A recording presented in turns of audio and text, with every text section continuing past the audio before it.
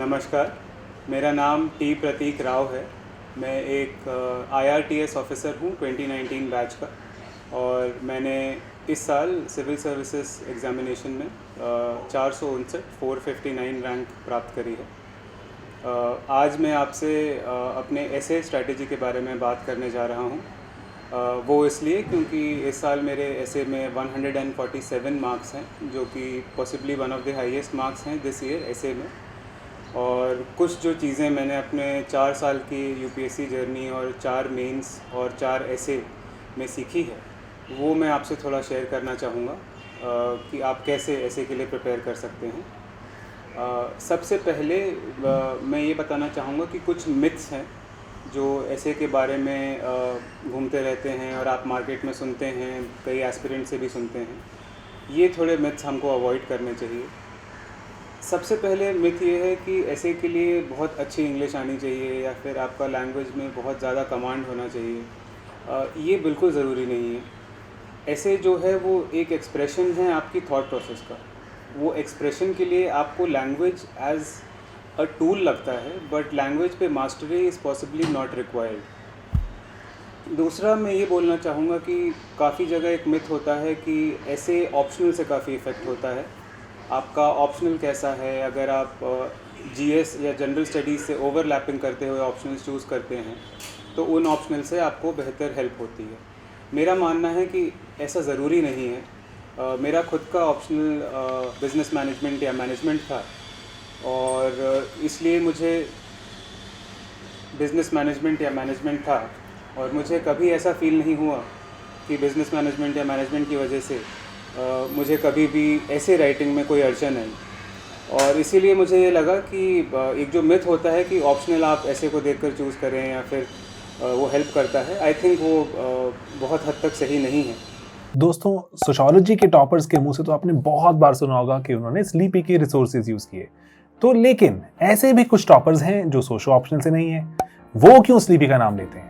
दोस्तों, हम sleepy classes में जीएस एक्सटेंसिवली कवर करते हैं। ना सिर्फ यूट्यूब में डेली 4 वीडियोस आते हैं दोस्तों वहां पर, बल्कि हमारे पेड मॉड्यूल्स हैं। आज भी भारत के most cost effective paid modules systematically coverage करते हैं पूरे जो जीएस को, एंड मेंटरिंग भी अब तो शामिल है।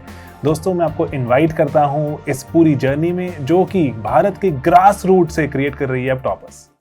इसके बाद एक और मिथ है कि आपकी अगर स्कूलिंग अर्बन एरियाज़ में हुई है या मेट्रोज़ में हुई है, और कोई रूरल एरियाज़ या विलेजेस से कोई बच्चा पढ़ के आया है, तो अर्बन वाले को ज़्यादा हेल्प मिलती है, वो उनकी स्कूलिंग ऐसी होती है कि वो ऐसे राइटिंग बेटर करते हैं। मेरा मानना है कि ऐसा कुछ नहीं है। यूपीएससी जो है वो एक बहुत ही फेयर एग्ज़ाम है। बहुत ही ऑब्जेक्टिवली ट्रीट किया जाता है हर एस्पिरेंट को, और इसीलिए आप कभी ऐसा मत सोचें कि अगर आप किसी और बैकग्राउंड से आते हैं या अगर आपने अर्बन स्कूलिंग नहीं करी है तो आप कहीं पीछे रहेंगे इसमें।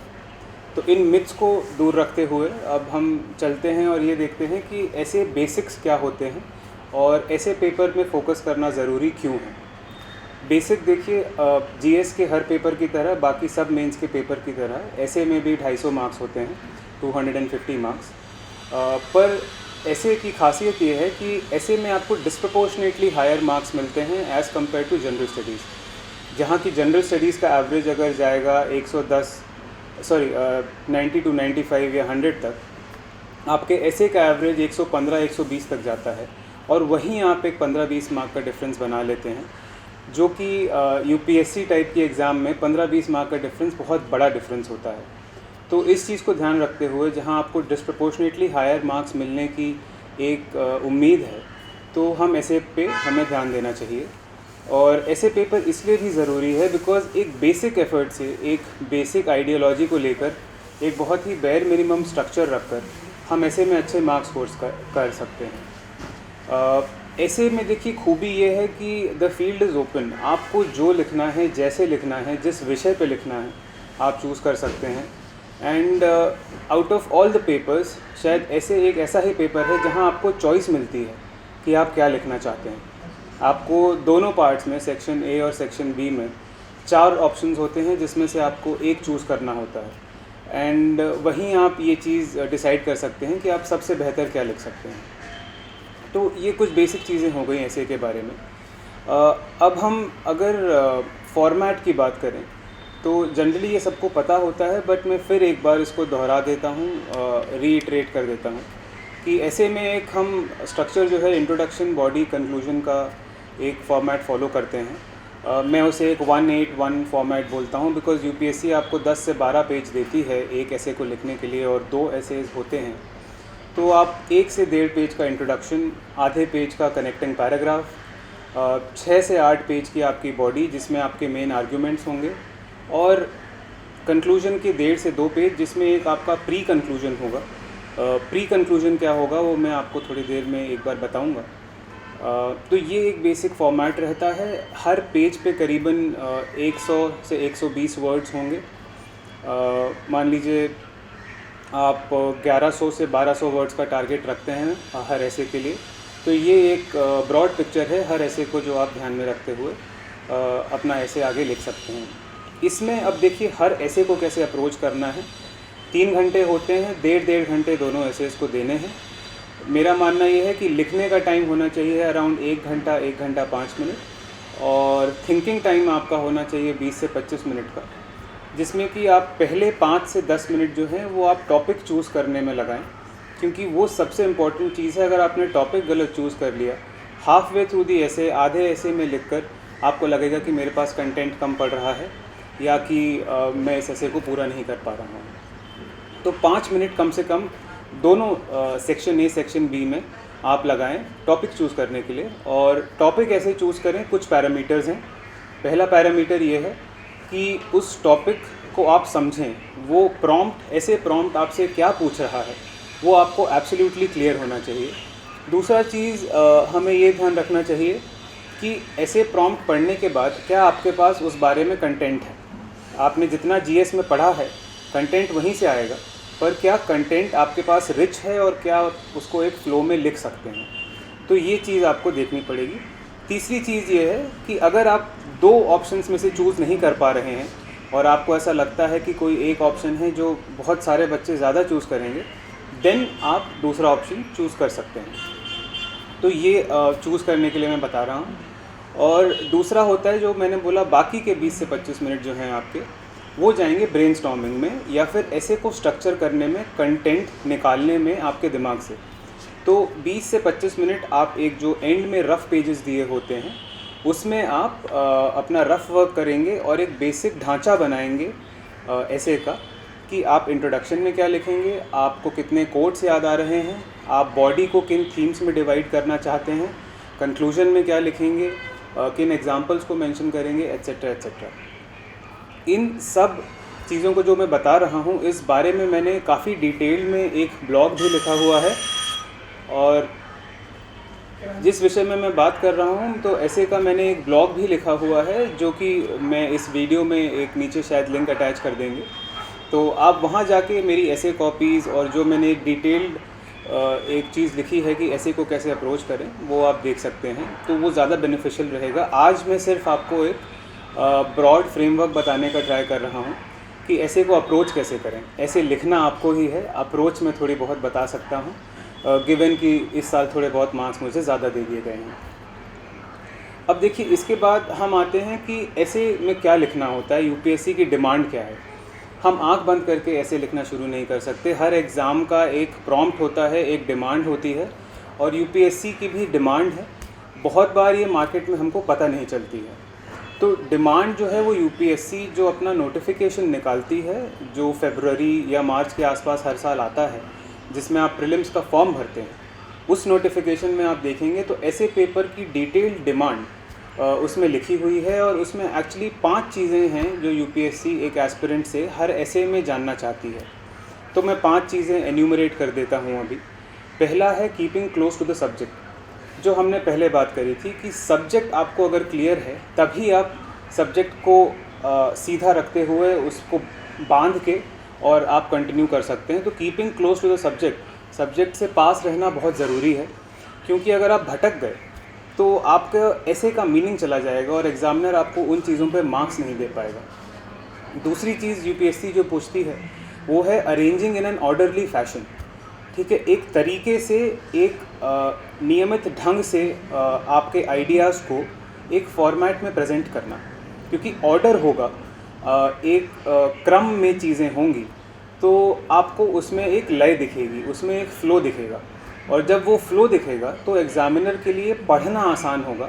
आप जो बताना चाह रहे हैं वो उनको क्लियर होगा, और अगर वो क्लियर होगा तो आप भी जान सकते हैं, आप कभी कोई एक अच्छा ऐसे पढ़ते हैं या न्यूज़पेपर्स में जितने भी एस्पिरेंट्स हैं अच्छे आर्टिकल्स पढ़ते होंगे, जब आप एक ऐसा आर्टिकल पढ़ते हैं जो आप स्टार्ट टू एंड पढ़ते हैं और आपको वापस पढ़ने की ज़रूरत नहीं पड़ती, आप एक ही बार में उसका जिस समझ जाते हैं और पूरे आर्टिकल में एक फ़्लो होता है, वैसा orderly fashion of arrangement of ideas I think UPSC expect करती है। और ये जो है हम स्ट्रक्चर में बाद में बात करेंगे, मैंने ब्लॉग में भी इसमें काफ़ी डिटेल में लिखा हुआ है, तो आप उसको पढ़ सकते हैं। काफ़ी टॉपर्स की आप ऐसे कॉपीज़ देख सकते हैं जिन्होंने अच्छे मार्क्स लाए हैं पिछले कुछ सालों में, और उनमें आपको सबसे इम्पॉर्टेंट चीज़ यही दिखेगी कि वो आइडियाज़ को एक लय में अरेंज करते हैं, एक फ़्लो होता है उनमें, जो कि किसी भी पढ़ने वाले को, किसी भी रीडर को इंट्रीग और इंटरेस्ट करेगा, और you will want to give more marks to that person. इसके बाद यूपीएससी बोलती है कि राइट कंसाइजली,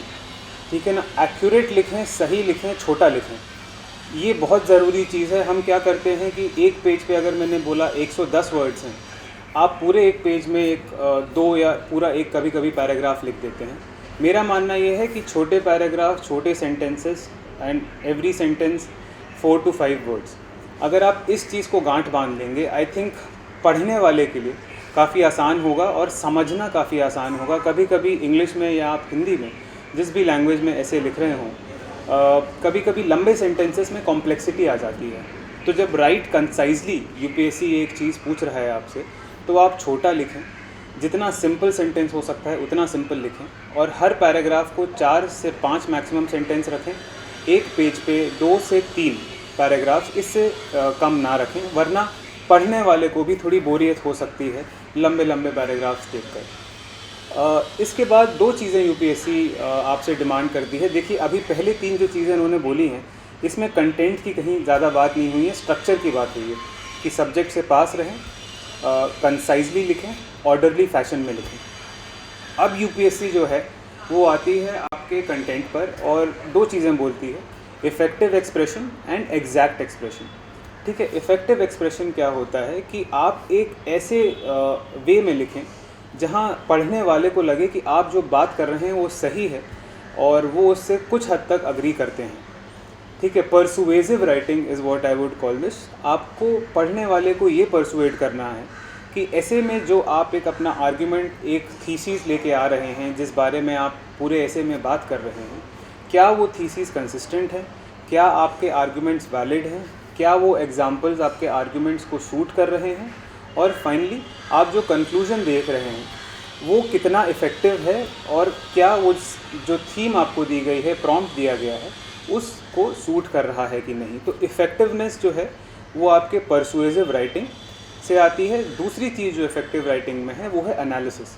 एनालिसिस का मतलब कि अगर मैं कहूँ कि मुझे भूख लगी है, ये मेरा पहला स्टेटमेंट है। अब अगर मैं सिर्फ ये स्टेटमेंट छोड़ दूंगा तो आपको समझ में नहीं आएगा कि मैं क्यों ऐसा बोल रहा हूँ। दूसरा, मैं उसको एक अडेंडम स्टेटमेंट दूंगा कि मैंने सुबह से कुछ खाया नहीं है, इसीलिए मुझे भूख लगी है। राइट, तो ये एक आर्ग्यूमेंट हो गया, उसको बेस करने के लिए एक एग्जांपल हो गया। तीसरा जो है, मैं ये बोल सकता हूँ कि मुझे थकान फील हो रही है, इसलिए मुझे ऐसा लगता है कि मुझे भूख लगी। राइट, तो ये हम एक आर्ग्यूमेंट बिल्ड कर रहे हैं एनालिटिकली, जहाँ हम ये दिखाने का कोशिश कर रहे हैं कि जो मेरा पहला स्टेटमेंट है वो क्यों वैलिड है। तो ये बहुत ही सिंपल सा एग्जांपल था, बट ऐसे में आपको हर पैराग्राफ को ऐसे ही बिल्ड करना है, जहाँ आप आर्ग्यूमेंट्स बिल्ड कर रहे हैं basis examples, basis some content you would have, and basis adding some statements which verify your first argument. ठीक है, तो ये एनालिटिकल राइटिंग और परसुएसिव राइटिंग इफेक्टिवनेस लेके आती है। दूसरा है एग्जैक्ट एक्सप्रेशन। एग्जैक्ट एक्सप्रेशन का मतलब ये होता है कि आप घुमा कर बातें ना करें, आप बीटिंग अराउंड द बुश ना करें, जो पूछा जा रहा है उसी को बस बोलें, और जितने छोटे वे में, जितने कॉम्पैक्ट वे में, पर कंप्लीट वे में आप इसको बता सकते हैं, उतना ही वो चीज़ आपको इफ़ेक्टिवली, आप एग्जैक्टली उसको डिस्प्ले कर पाएंगे। और जितना एग्जैक्ट रहेंगे उतना ही आसान होगा एग्ज़ामिनर को आपको ज़्यादा मार्क्स देना, बिकॉज़ उनको वो कंटेंट मिलते जा रहा है जो वो ऐसे में देखना चाहते हैं। तो ये 5 चीज़ें जो मैंने बताई, जो यूपीएससी आपसे पूछती है, इनको अगर आप ध्यान में रखते हुए अपनी ऐसे स्ट्रैटेजी बनाएंगे, आपको किसी और स्ट्रैटेजी को देखने की ज़रूरत नहीं है। आपको यूपीएससी खुद बता रही है कि वो ऐसे से आपसे क्या डिमांड करना चाहते हैं। तो अब हमने जब यूपीएससी की गाइडलाइंस इसमें देख ली हैं, लेट अस कम टू कि मैंने ऐसे को कैसे अप्रोच किया था। देखिए, ऐसे आप कई वेज़ में अप्रोच कर सकते हैं। काफ़ी सारी कोचिंग्स जो हैं अपने अपने मटेरियल और अपने अपने स्ट्रक्चर्स देते हैं। आप किसी भी जगह अगर आप कोचिंग में मॉक टेस्ट सीरीज़ ज्वाइन करते हैं, आपको एक फ्रेमवर्क मिलेगा और कोई भी फ्रेमवर्क आप फॉलो कर सकते हैं। मैंने भी अपनी जो स्ट्रैटेजी ब्लॉग पे डाली हुई है, उसको आप देखेंगे तो उसमें एक इंट्रोडक्शन में कैसे लिखना है, बॉडी में कैसे लिखना है, बाकी कैसे लिखना है, आप देख सकते हैं। मैंने हाल ही में एक शंकर आईएएस के साथ एक वीडियो किया था जिसमें मैंने अपने ऐसे फ्रेमवर्क और स्ट्रैटेजी के बारे में बात करी है। वो भी वीडियो उस ब्लॉग में अटैच्ड है, तो उससे आपको एक काफ़ी आइडिया मिल जाएगा कि स्ट्रक्चरिंग और फ्रेमवर्क कैसा रखना है। मेरा आज का मेन ऑब्जेक्टिव ये है कि मैं फ़िलोसॉफ़ी बिहाइंड दी ऐसे आपको बताऊं। देखिए, ऐसे में ना कुछ चीज़ें आपको याद रखनी पड़ती हैं जो हम लिखते लिखते थोड़ा भूल जाते हैं कि फ़िलोसॉफ़ी क्या है ऐसे की।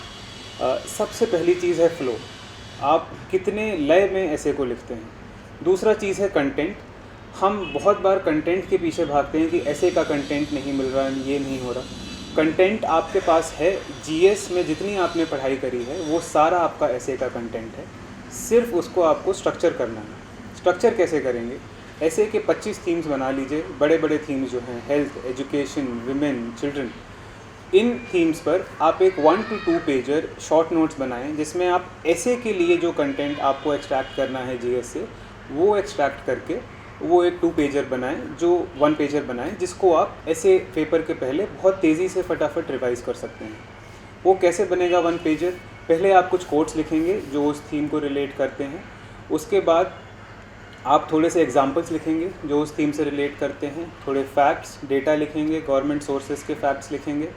फिर आप कुछ बुक्स के नाम लिखेंगे जो आप कोट कर सकते हैं। कुछ पर्सनालिटीज़ के नाम लिखेंगे जो आप कोट कर सकते हैं। और फिर उसमें बॉडी में जो आपको थीम्स डालनी है, लेट्स से आप विमेन के बारे में बात कर रहे हैं, तो वो आपको गर्ल चाइल्ड, आपको हरासमेंट, आपको विमेन एट वर्क, ये सारी चीज़ें अगर आपको लिखनी है तो ये आपको थीम्स पता होनी चाहिए कि आप ऐसे में क्या लिखते हैं। तीसरा जो एक फ़िलोसॉफिकल पॉइंट है बिहाइंड दी ऐसे, कि ऐसे कंप्लीट होना चाहिए। आप ऐसा ना लगे कि आपने एक जीएस पेपर को 10 पेज में लिख दिया है और सिर्फ पॉइंट्स लिखे हुए हैं, बट एक कंप्लीटनेस नहीं आ पा रही है ऐसे में। ऐसे हमेशा एक वेरी कॉम्पैक्ट और कंप्लीट गिफ्ट होना चाहिए, जो एग्ज़ामिनर खोले तो उसको लगे कि वाह, मैंने बहुत अच्छी चीज़ पढ़ रहा हूँ और पढ़ने में मज़ा आ रहा है। ये एक फीलिंग आपको एग्ज़ामिनर को देने के लिए ट्राई करना है।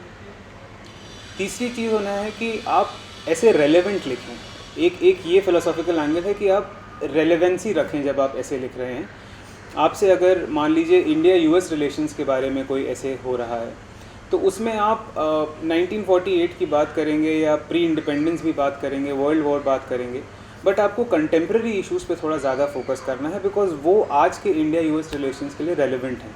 हिस्ट्री रेलेवेंट है, बट वो एक छोटा सा लिंकिंग पैसेज हो सकता है, मे बी मान लीजिए आधे पेज का, जहां आप इंडिया यूएस पास्ट के बारे में बात करेंगे। बट कोई भी अगर ऐसे है, उसको अगर आप कंटेम्प्रेरी रखेंगे तो 2 चीज़ें होंगी। एक तो पढ़ने वाले का इंटरेस्ट बना रहेगा, दूसरा ये कि पढ़ने वाले को कंटेम्प्रेरी चीज़ों के बारे में आइडिया है, तो वो रिलेट कर सकेंगे आप जो बोल रहे हैं। आप कुछ पुराने एग्जाम्पल्स या आर्ग्यूमेंट्स कोट करेंगे, may be the examiner might not know them, तो वो फिर आपके लिए कहीं नेगेटिव जा सकता है। दोस्तों, सोशियोलॉजी के टॉपर्स के मुंह से तो आपने बहुत बार सुना होगा कि उन्होंने स्लीपी के रिसोर्सेज यूज किए, तो लेकिन ऐसे भी कुछ टॉपर्स हैं जो सोशो ऑप्शनल से नहीं है। वो क्यों स्लीपी का नाम लेते हैं? दोस्तों, हम स्लीपी क्लासेस में जीएस एक्सटेंसिवली कवर करते हैं। ना सिर्फ यूट्यूब में डेली 4 वीडियोस आते हैं दोस्तों वहां पर, बल्कि हमारे पेड मॉड्यूल्स हैं। आज भी भारत के most cost effective paid modules systematically coverage करते हैं पूरे जो जीएस को, एंड मेंटरिंग भी अब तो शामिल है। दोस्तों, मैं आपको इनवाइट करता हूं इस पूरी जर्नी में, जो कि भारत के ग्रास रूट से क्रिएट कर रही है अब toppers. Lastly, the most important philosophy behind ऐसे राइटिंग इज एफर्ट। हम ऐसे में क्या करते हैं, हम सोचते हैं कि देखा जाएगा, ऐसे को देख लेंगे, अभी तो टाइम कम है, जीएस में लगा देते हैं, ऑप्शनल में लगा देते हैं, ऐसे तो हम लिख ही लेंगे, क्या है, हमको 10 पेज लिखने ही हैं। बट ये जो है ये बहुत बड़ी पॉलिसी है। आप जीएस पूरे साल से पढ़ रहे हैं, ऐसे आपने साल भर शायद ना लिखा हो, और आप उस 2 महीने में भी अगर ऐसे प्रैक्टिस नहीं करते हैं तो बड़ी दिक्कत हो सकती है। फिर ऑब्वियसली आप अगर पहले से राइटिंग में अच्छे हैं तो आप एवरेज मार्क्स स्कोर करेंगे, और अगर नहीं हैं फिर तो आप बिलो द एवरेज रहेंगे, जो कि आपकी रैंक तो क्या आपको लिस्ट से बाहर भी निकाल सकता है। तो मेरा मानना यह है कि एफ़र्ट ज़रूर दें ऐसे में। एक गुड स्ट्रैटेजी वुड बी कि आप हर हफ्ते प्रीलिम से मेंस के बीच एक पूरा ऐसे पेपर यानी कि 2 एसेज लिखें और उसको इवैल्यूएट करें, और अपने पीयर से, पेरेंट्स से, बाकी लोगों से, मेंटर से इवैल्यूएट करवाएं। और अगर आप कर सकते हैं तो कोई एक कोचिंग की मॉक टेस्ट सीरीज़ ज्वाइन कर लें। उससे क्या होगा कि एक आप रिस्पॉन्सिबली लिखेंगे उसको, क्योंकि कोई और पढ़ के आपको इवैल्यूएट करने वाला है। और अगर ये भी नहीं हो पा रहा है, आपको कुछ कंस्ट्रेंट्स हैं, फाइनेंशियल कंस्ट्रेंट्स हैं, या फिर आप काम करते हैं, जॉब में हैं, तो you are always welcome to send your essays to me. I will be happy to evaluate and give them back as long as I have that time. तो ये भी हम कर सकते हैं। तो ये ब्रॉडली ऐसे के कुछ पॉइंटर्स हैं जो मैं आपको देना चाहता था आज DKT के थ्रू। और मैं ज़्यादा स्ट्रैटेजी में नहीं जा रहा हूँ, बिकॉज़ मैं ऑलरेडी आपको ब्लॉग की लिंक भेज दूँगा जिसमें आप डिटेल्ड पढ़ सकते हैं। और इसके अलावा भी अगर आपको कोई क्वेरीज़ रहती हैं ऐसे राइटिंग को लेकर तो आप बिल्कुल मेरे गिवन हैंडल्स पर और कॉन्टैक्ट्स पर आप रीच आउट कर सकते हैं। और मैं पूरी कोशिश करूँगा कि ये जो एक मिथ है ऐसे राइटिंग के अराउंड कि कुछ ही लोग अच्छा स्कोर करते हैं और कुछ लोग पहले से ही ऐसे राइटिंग में अच्छे होते हैं, ये थोड़ा ब्रेक हो और इस पेपर को इम्पोर्टेंस मिले, बिकॉज़ ये एक्चुअली आपकी रैंक और आपका सिलेक्शन मेक और ब्रेक कर सकता है। तो मुझे सुनने के लिए बहुत बहुत धन्यवाद, and I would like to thank everybody and specially the DKT team to give me this opportunity, and thank you very much.